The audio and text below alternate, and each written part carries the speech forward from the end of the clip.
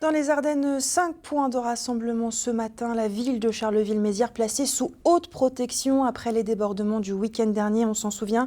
Hier, le préfet a appelé les Gilets jaunes à ne pas manifester. Ce matin, ils sont déjà très nombreux, entre 1500 et 2000, notamment sur la voie rapide. Sur place, on retrouve Céline Lang. Comment s'est déroulée la matinée, Céline ?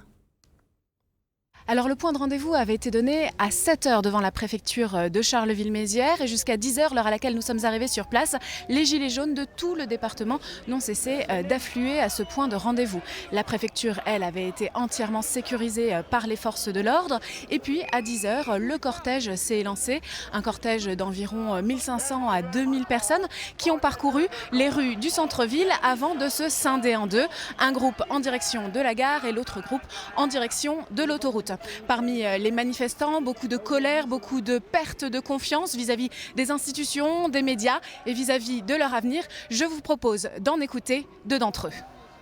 Mon mari qui travaille, une fois payé toutes les factures, on a du mal à nourrir nos enfants. On ne peut même pas leur offrir des activités extrascolaires. On ne peut rien faire, quoi. Elles disent du mot. Ça me met en colère, elles disent du mot. Ouais. Le frigo il est vide, j'ai trois enfants, il faut que je leur donne à bouffer et puis on n'a pas de quoi.